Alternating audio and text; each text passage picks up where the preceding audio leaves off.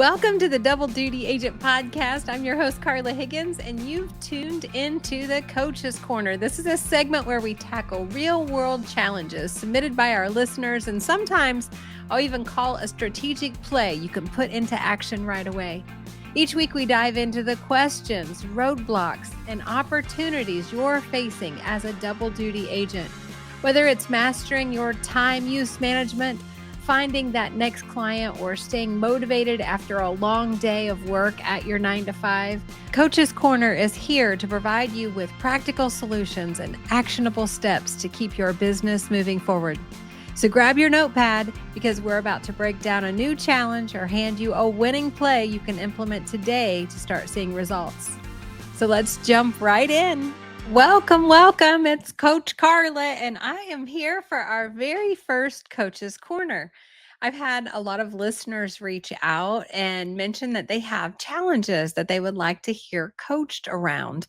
And I thought this was a really good opportunity for us to add a little bit more value in our double duty agent podcast world. So what we're going to do each Friday is have an episode where I'll either coach around a challenge that an agent has submitted for us to talk through, or I will call a strategic play, something that you could put into action right away to help move your business forward. Today, we're going to be talking about a game changer for double duty agents. Actually, it's a game changer for anyone, but very specifically a game changer for you, the double duty agent. We're going to be talking about counterbalancing. Now, a lot of times you hear people talking about work-life balance. And for you, it would be work-business-life balance. And the problem with balance is it just doesn't work. It doesn't actually exist. You might even be trying to achieve this yourself, and you might be the biggest challenge that you find that you're struggling with.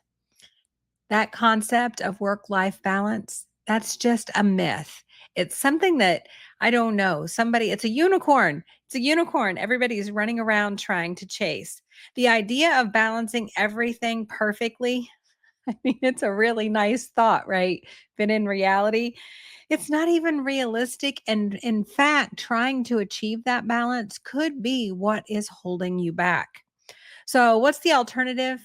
It's counterbalancing. I already mentioned that. In this episode, I'm going to share with you what counterbalancing really is and why it's more effective than that elusive unicorn of balancing, and how you can apply it in your work, in your life, and in your business as a double duty agent. So let's start by breaking down that myth of a work-life balance.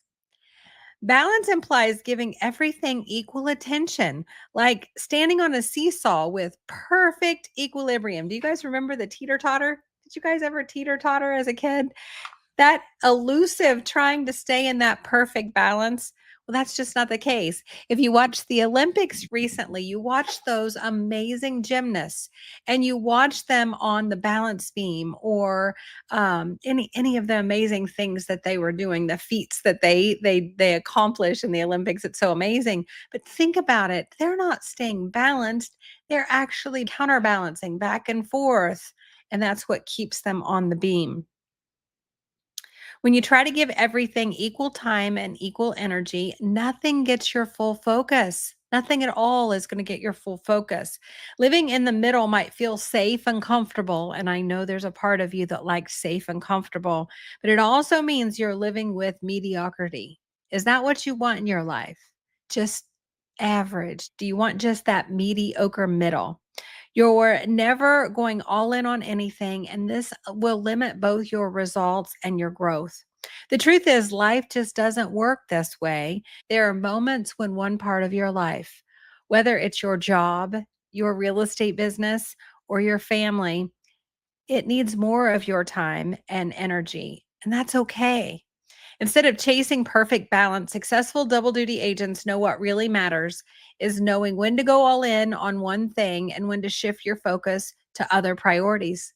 And this is where counterbalancing comes in. If you haven't read it yet, there's an amazing book that Gary Keller and Jay Papasan wrote for us called The One Thing. The One Thing is not a real estate book. I know you'd think so, giving me authors, but it's not. It's actually a life book. I give it for graduation presents.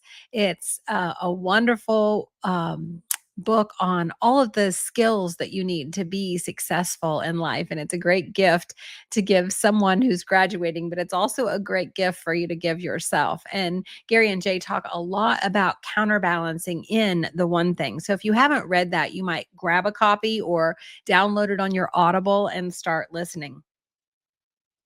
All right. So, counterbalancing, what exactly is it? At its core, counterbalancing is allowing yourself to go out and balance in one area temporarily so you can achieve the results you're aiming for, and then swinging back to address other priorities before all those things spiral out of control. For example, let's talk about an example. If you're in the middle of a critical project in your 9 to 5 job, do you guys ever have those critical projects, the ones that take more than your 9 to 5? They overlap into the other parts of your life. You may need to give it more time and attention over the few weeks. And during that period, your real estate business might not get as much attention.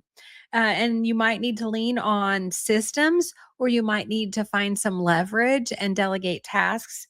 But once that project wraps up, you'll swing back and refocus on your real estate goals and be able to put your full attention on nurturing your leads and talking to people, lead generating, and setting appointments. Counterbalancing is a dynamic process, one that allows you to adjust based on what's most important at any given time. Let's talk about vacation, right? Vacation is a key place in your life for counterbalance, because when you go on vacation, you shouldn't be working. That's what a vacation is, non-working. How many of you guys go on vacation and take your work with you?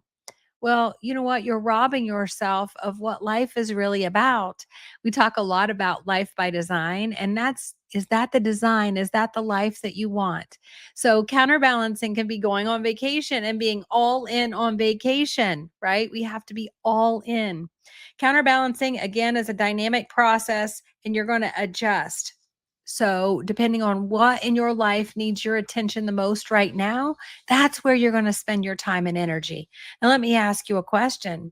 How many of you guys have some overlap, or maybe the agent I spoke to recently got in a little trouble at work because they were focused on real estate when they were supposed to be focused on work. So sometimes counterbalance is dictated for us.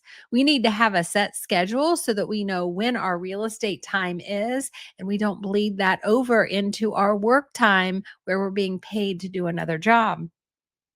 So let's talk about it a little bit about the buckets, right? We have 3 buckets as a double duty agent, or we could even have more buckets than that. So we have our job, our work, we have our real estate business, and we have our life, which could include our family and ourself and our self-care. We also have to make sure we're taking care of ourselves, because if you deplete your cup, you can't pour from it, right? You cannot pour from an empty cup. So we have to take care of self-care, take care of ourselves as well. So we're going to break this down into these buckets, right? And let's start first of all with your work bucket.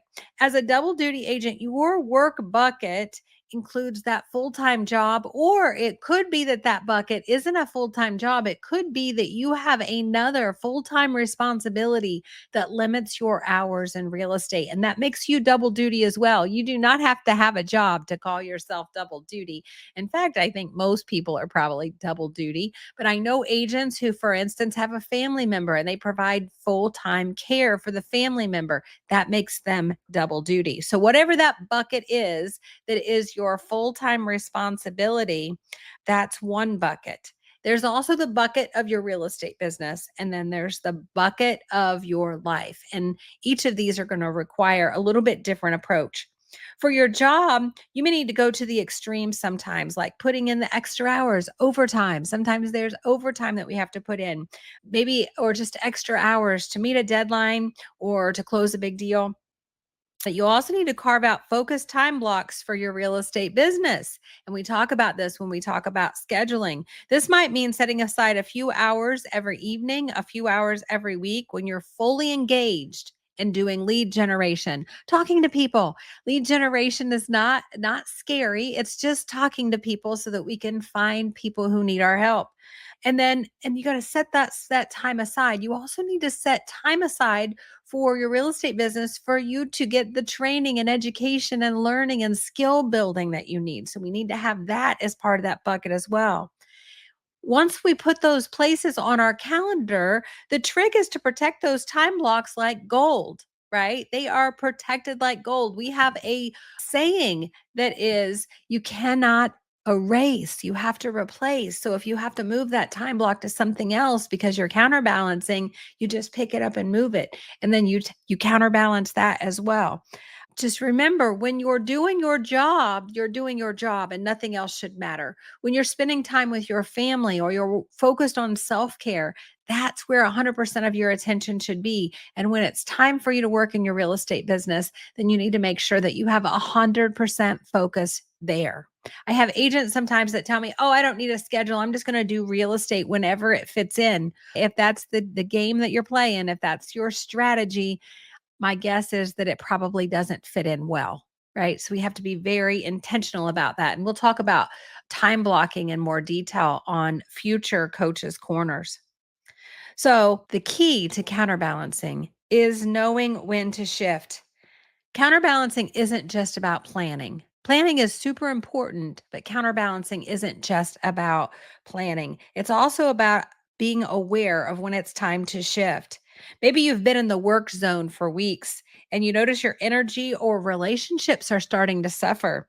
That's your cue to pull back from work a bit and focus on restoring balance in those other areas. Or perhaps you've been deeply involved in a personal project or a family member, and now you know it's time to dive back in, building momentum for your business. So we have to make sure we're concentrating on each of those three buckets and then being aware. Some of this is just awareness. And I hear so many people that talk about between their work and they're building their business, they forget about their family and they look up and all of a sudden there's an issue with their family. So you got to make sure you're listening to those people around you that you love. At Keller Williams, we have a saying, it goes God, family, and then business. I came from the corporate world and I promise you it was business. And if you had any time left over, you got to be with your family. So make sure you have your priorities in order there and you're paying attention to what is important.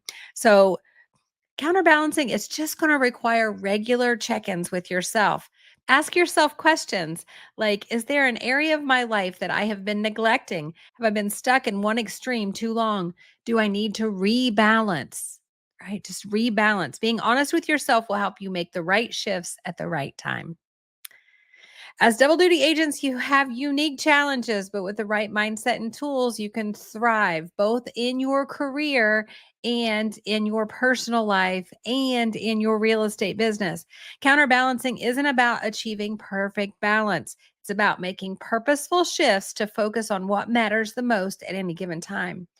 So as you head out into your weekend, and then next week, as you start the week, I encourage you to think about where you need to counterbalance. What's your top priority right now, and how can you protect time for it? I hope you found this helpful. Thanks for tuning in to the Double Duty Agent podcast. If you found this particular episode helpful, please share it with fellow agents. And I'd love it if you would leave a review. And if you have a challenge that you would like to be featured and coached around for a future episode of Coach's Corner, please go to doubledutypodcast.com and you'll find about halfway down on the page where you could submit your challenge. And I would love to see if I could help you overcome that challenge on a future episode. I will see you again next week for our Wednesday interview with a successful double duty agent. And then I'll see you again next Friday for Coach's Corner. Until then, keep rising as a double duty agent. Thank you for joining me today. I hope you're leaving inspired and you found a key or two you're going to try out this week to see how they help you to unlock your success.